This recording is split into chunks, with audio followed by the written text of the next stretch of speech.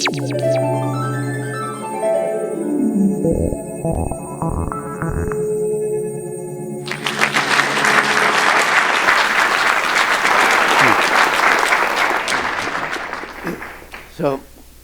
first of all, it's a great pleasure to be participating in this marvelous program.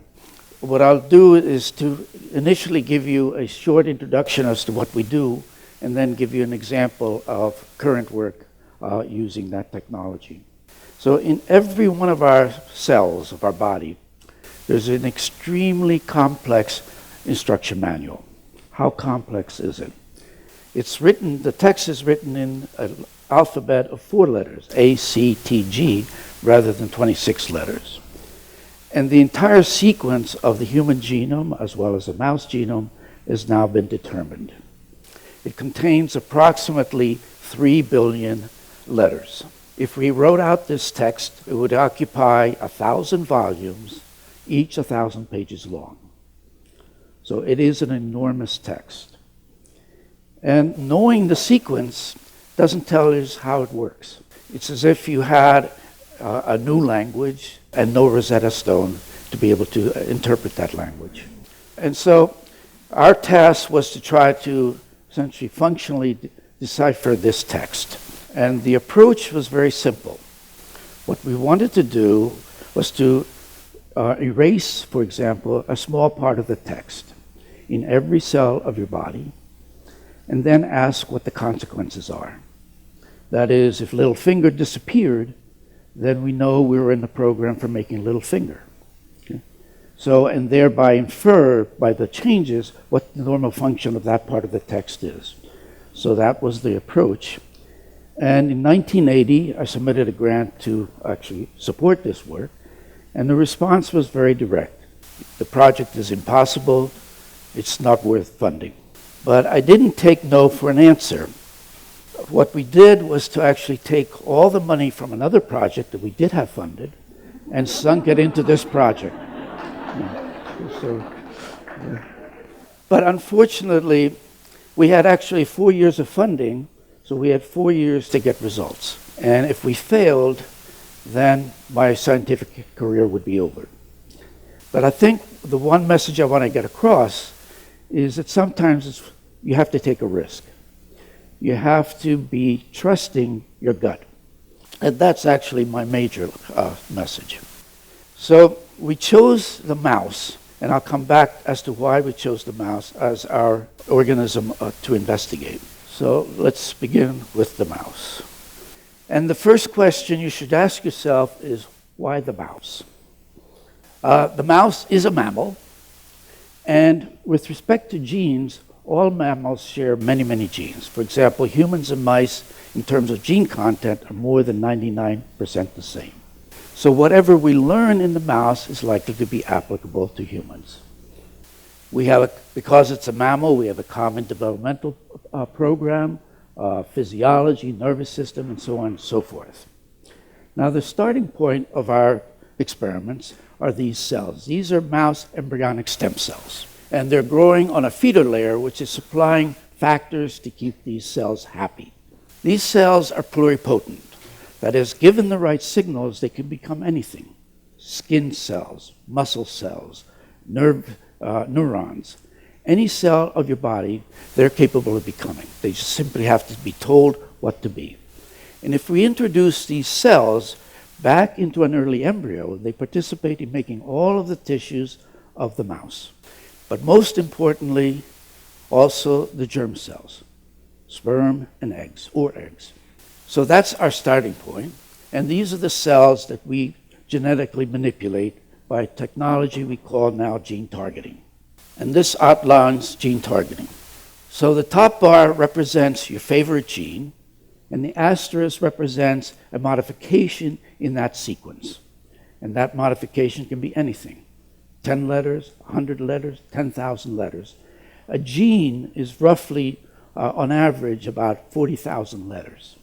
So we make the change in a test tube, and then we introduce this bar, this gene, back into the ES cell nucleus. And there it combines with a machine and then searches all 3 billion base pairs, all 3 billion letters. until it finds the exact same sequence and then matches up with it, and then by a process called homologous recombination, exchanges information with it.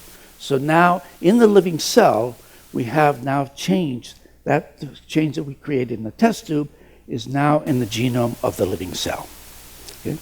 So then we can grow up those cells and reintroduce them into a very early embryo, a pre-implantation embryo. This is called a blastocyst. And the cells down here are the cells that are going to make the embryo proper.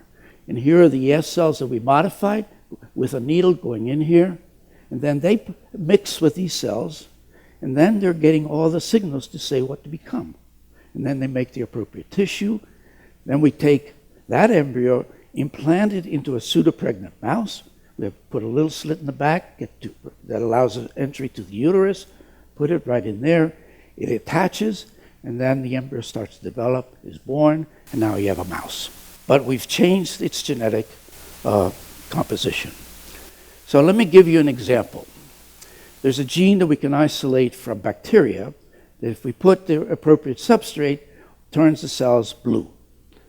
There's another gene that we can isolate from a jellyfish that makes a protein that's fluorescently green.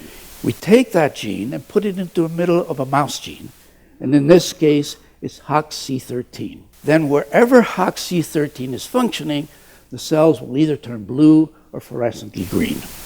So that tells us that this gene is important for making whiskers. It's not only important for making whiskers, but also nails. And not only, but in the process of putting this gene in the middle, we destroy that gene. And so now we can look at the mouse and see whatever does this gene do functionally for these mice. Okay? And that's shown in the next slide. So fortunately, we always have two genes for most we have two copies for most genes. One that you acquired from your father, one from your mother. Okay? Plus plus means two good copies. That's the starting point. Plus minus means we've destroyed one of the genes. And then we can breed these mice together, brothers and sisters, and then generate a 1/4 of the progeny will be minus minus, that it will have no HOXC13 that's functional. And what you can see, this gene is important for making all body hair, not only whiskers, but all body hair. Not only that, but it's also required to make nails. So you have defective nails. So this is a normal nail, and here's a very defective nail. Now we can go to the human population and ask, are there people that have alopecia, they're completely bald, and have defective nails? And there are. We take a little bit of their blood, look at their DNA, and they have two defective mutant copies of HOXC13. So now we've closed the circle. Whatever we found in mouse is also true in humans. And this has been done now for thousands and thousands of genes. Let me move on to the next story. Here we're modeling a psychiatric disorder. It's OCD, and specifically OCD spectrum disorder called Trichotillomania, which is compulsive removing of body hair. And what you'll see is when this mouse moves, there it is, it's removed all its body hair. It actually continues to do that until it actually has lacerations. At that point, we put it to sleep. This is very similar to OCD, Obsessive-Compulsive Disorder, and Trichotillomania, which is a subgroup of OCD.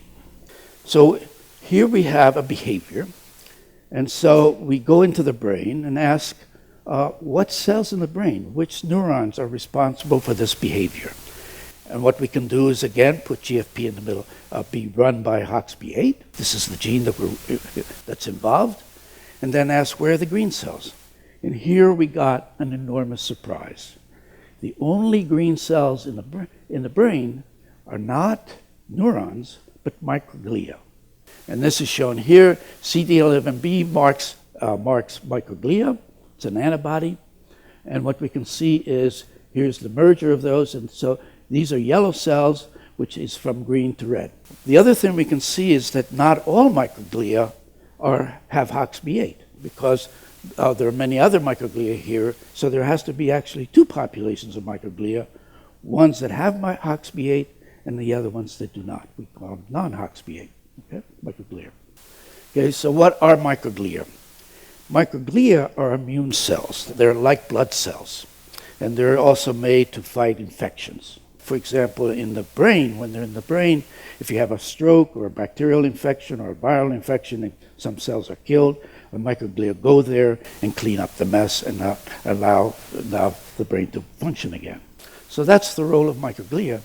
But what I'm telling you is a defective microglia, that is the one that doesn't have a functional HOXB8 gene, is controlling behavior. And when that first came out, people just didn't believe it. So this made an enormous prediction. We can do blood transplantations because it's blood cells. So what we can do is to radiate our mutant mouse, okay, and then put good bone marrow from a normal mouse back into that mouse, and then ask, does the bone marrow transplant cure the mouse of the disease? And here's the actual experiment. So here's a mouse. This is a mutant mouse, lethally irradiated, so it would die if we don't put bone marrow into him. We put normal bone marrow into that mouse. Here's 3 weeks after the bone marrow transplant. It's already removed all its body hair. If I showed you this slide a week later, you would see lots of lacerations. And then 12 weeks after bone marrow transplant, which is what also takes in humans, all the lacerations are healed, all the hair is grown back, and also here we're actually looking how much time they're spending grooming. Here's a normal mouse, here's a mutant mouse, and now the grooming time has gone back down. Because all of those lacerations as a function because they're over-grooming. They're continually grooming that same place. So, and this mouse is completely cured of that neuropsychiatric disorder by a bone marrow transplant. We can do the opposite. We can put mutant bone marrow into a normal mouse and give it the pathology. So it's both necessary and sufficient. So the next thing we looked at is the source of microglia. And the reason for that is that the dogma in the literature was that there's only a single source. All microglia come from what's called primitive hemopoiesis. Blood cells are made during embryogenesis, both in humans and mice, in a very complicated set of reactions. They start in the yolk sac, which is actually outside the embryo, and then they go to the AGM, and then they go to fetal liver, and then they finally end up in the bone marrow. So they transition from one population to the next population, and then finally end up in the bone marrow. Okay? So we had two sources. We had two types of microglia, and the question is there a single source or a couple of sources? And if there are different sources, what is different about them?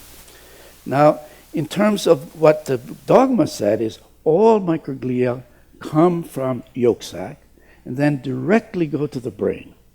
Okay, and that happens at what's called 9.5 days of gestation. Total gestation period for a mouse is 19.5 days. Okay, not 9 months, but just 19.5 days. Very quick. Okay, so let's do the experiment. The way we did the experiment is to label now GFP, that green fluorescent protein, and put that on all microglia. So that allows us to see everything. Then there's another jellyfish protein that actually fluoresces red, and we put that into HOXB8, under the control of HOXB8. And so those make red ones, and so red and green together then make yellow ones. And so again, you see two groups. You see green ones, which if they're totally green, come from the yolk sac, and then if they're yellow, maybe same source or different source, okay? This is actually a live image in a live mouse using a 2-photon, multi-photon microscope. So we can see cells live in great resolution. Okay. So the first thing we ask is, when do we first see yellow cells in the brain? At 9.5 days gestation, you see a wave of green cells going into the brain, and so we can see everything's green. And then we don't see any yellow cells until E12.5. So this is 3.5 days later, which is a long period during development relative to a mouse, because 19.5 is total gestation period. And what we can see is they start here, and then they continue. P0 is birth, and then they continue to get up. And then 8 days after birth, now they reach pretty much a steady state of being about 30% of all microglia. So there are two possibilities to explain this result. One is that a subpopulation of green cells turn on HOXB8 and then become yellow cells. The other possibility is that there's a completely new source coming from the outside the brain and then getting into the brain starting at E12 and a half days of gestation. So those are the possibilities, and we could address that simply by looking when is HOXB8 actually made. And what we can see is that it's being made in the yolk sac, just like the other microglia. And then it's still being made a little bit, and then AGM still being made, and then by the time it gets to fetal liver, it's no longer being made. But in the brain, it's never being made. Okay? So that rules out the first hypothesis. It can't be a subgroup turning on HOXB8 because it's never made in the brain. Okay? So that cleared that situation. The other thing we can ask is, where are the yellow cells, in this case we call them red cells, being made in terms of hemopoiesis? And what we can see is a small amount in the yolk sac, now all of a sudden lots in the AGM, and really a lot in the fetal liver. So here there's an 8-fold increase essentially in numbers of cells, and then here is actually a 272-fold increase in the fetal liver. And then they go into the brain.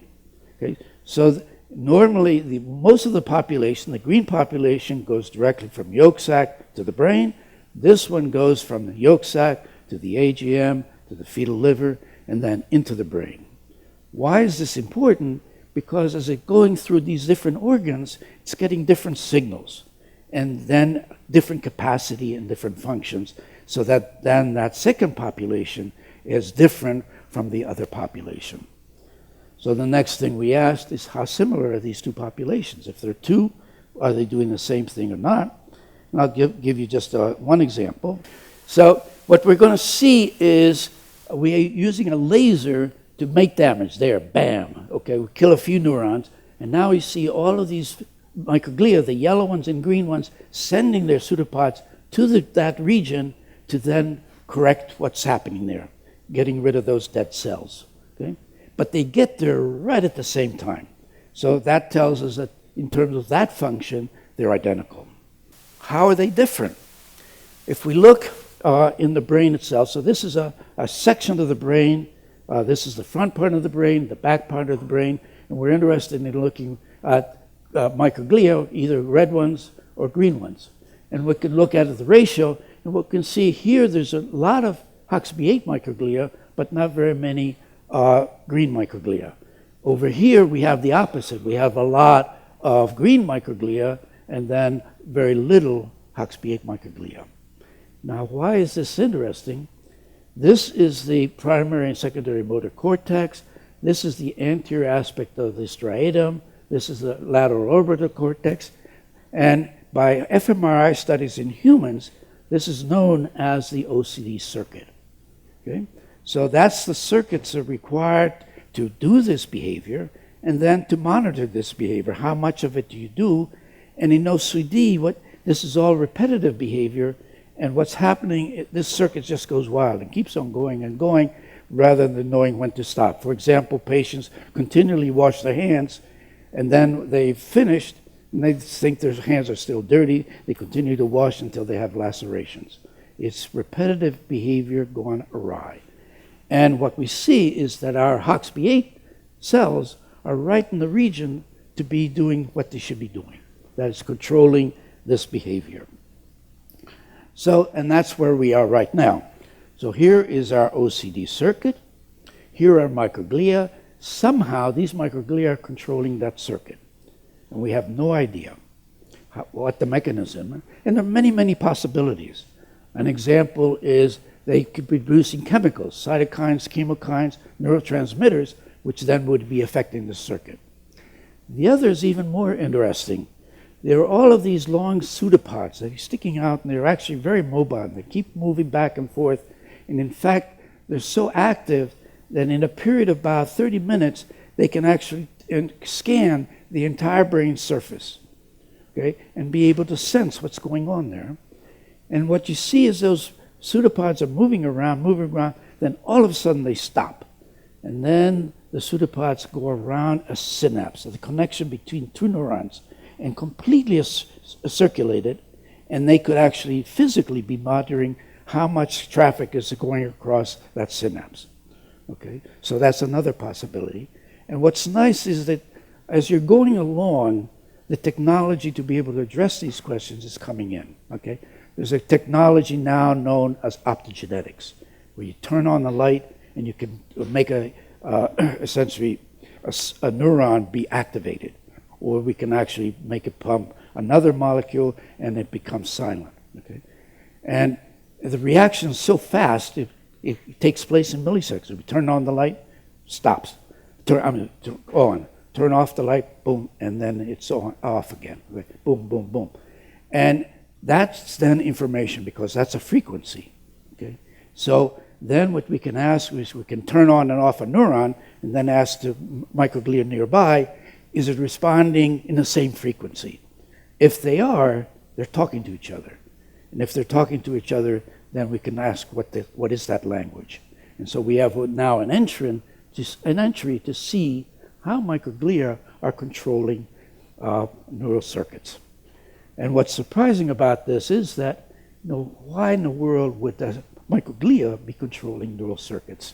And I think we have some ideas, and that'll be the next lecture. Thank you.